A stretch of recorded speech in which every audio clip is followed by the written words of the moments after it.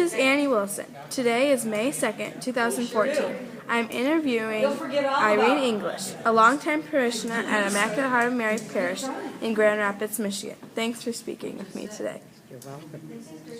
Can you please restate your name and tell what year you joined IHM? Okay, I'm Irene English, and I joined IHM in 1953.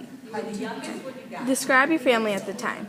Names of spouse as well as names and ages of children. Okay, when I joined the parish, I was a bride. I had just moved here from Kalamazoo, so there was just Dick and I, who is my husband.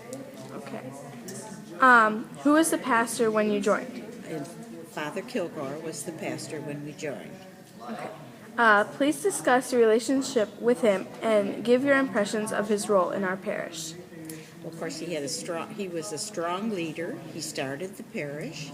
So when we joined, we were in just this little bitty church, cement block, and he had a great relationship with all of the parishioners at that time. Probably because we were such a small, it was such a small parish in the beginning. So we really had a nice relationship with him. Okay, what do you remember most about him? Well, I think probably he always knew exactly what he was going to do, and he could convince you that what he was going to do was the right thing for everybody. Oh. Okay. What other priests do you have memories of? Please give their names and what you remember most about him. Well, I guess after Father Kilgore came back, and which is just as we were they were getting ready to build the church we're in now, and at that time we had Father Lawless, and when Father Kilgore came back, I served on various committees for him then. I was on the school board and that type of thing.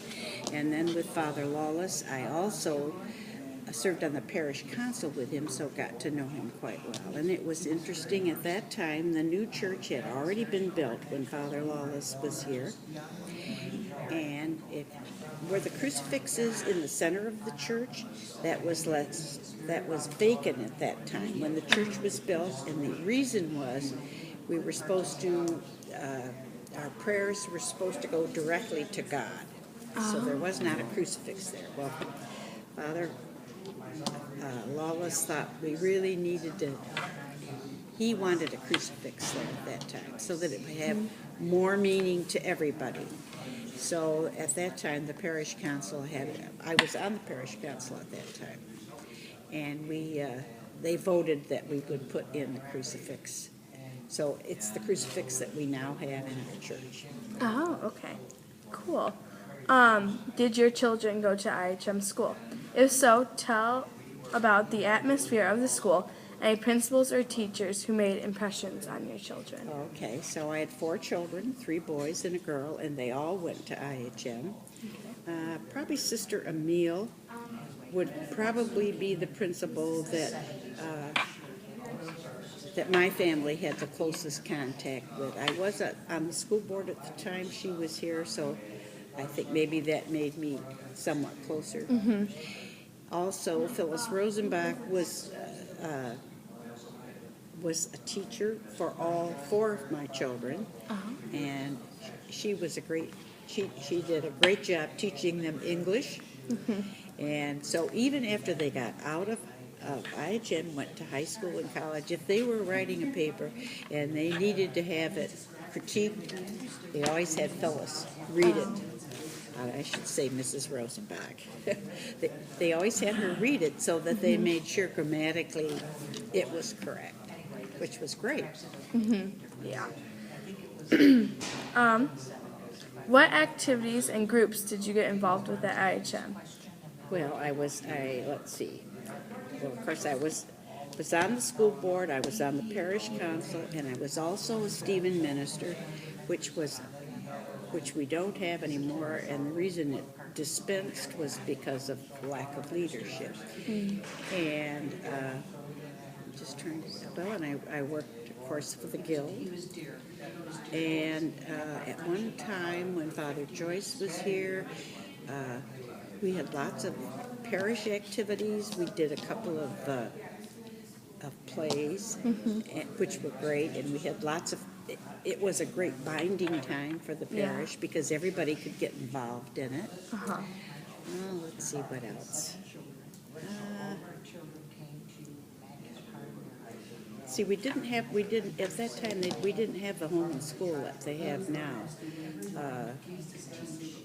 I guess everything was kind of just done through the school board and the principal of the grade school. Okay. What were some things you did on the parish council? Well, all the times that I was on the parish council, it had to do with education. My background before I was married was that I was a teacher, so naturally that was where they put me. So I was with education, and so it was. Well, let's see, what did we do? Well, we sort of, besides taking care of what was going on in the school, we worked for CCD. In fact, I also taught CCD. I forgot about that. We took care of, really and truly, those were the two things, were the school and the CCD program. Okay.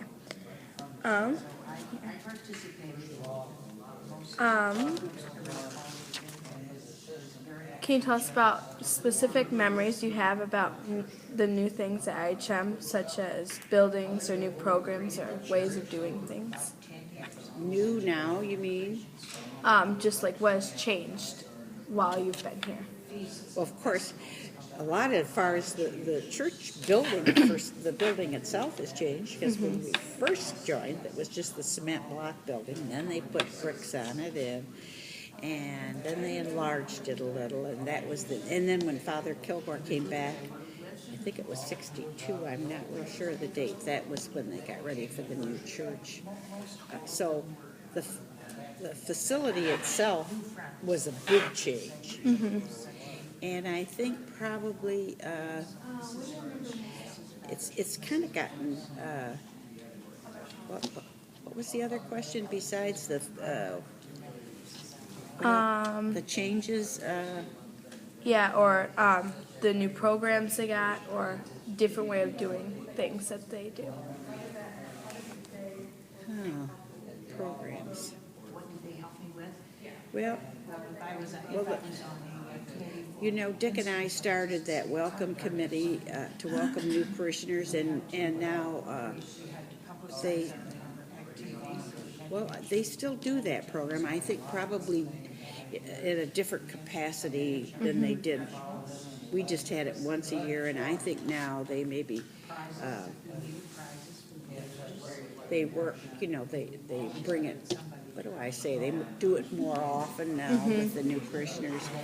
I think that the new program that they have with the young, for the young people that are joining the parish now, which is really needed because as the parish has gotten larger, we've got a lot of older members, but we need to have something for the younger members so that they can get to know each other as much as.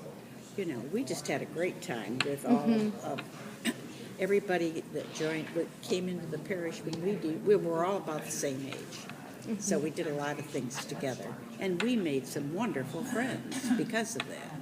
Yeah. What's different at IHM now that you miss about former times? Oh, I don't really know. I don't know that I... Well, it's kind of too bad that it's as large as it is now. I could go to church on Sunday and hardly know anyone that's there because of the size. Yeah. And but I think it's nice now. Although it's too bad we don't have because we only have one priest. We only have 3 masses now, and we used to have a lot more. Oh. So that part is kind of too bad, I think. But I don't know what else I would say. I, no, I can't really say if there's anything else. Okay. Have priests or parishioners helped you through tough times? And they have. Our son was seriously ill with flesh-eating disease, and we didn't think he was going to live. And at that time, the parish had several wonderful prayer services for Tom, and they were really very well attended. And that was really, I have to say, and I don't know who was in charge of the program at that time. Father Julian was here, but he was not the one that organized the prayer services. And, you know, we'd have 500-600 people come to church to pray for his recovery, which God was with us because he had a great recovery. But for a long time, we didn't know whether he was going to ever die. They just kept with that and they never knew why he had got the flesh-eating disease. They could never see where the cut was, because usually it enters your body through a cut. They never knew where his developed, and that's why it was so hard to diagnose it. So it took the doctors a while. So he was seriously ill before they diagnosed him. So they just kept cutting away the part they followed, you know, the disease, and kept cutting away the area that was infected. So anyway, the parish was a great support to our family at that time. Okay. Could you please discuss how your life has been enriched by being a member at IHM? Well, I guess probably the best things is we've made wonderful, wonderful friends here. And the part that's great about that is they have the same morals and religious convictions that Dick and I have, which is really an important part of your life. So I would say that we were fortunate that we joined the parish, especially when we did, because we were all the parishioners were just about the same age as we were. Okay. Would you like to say anything else about IHM's parish?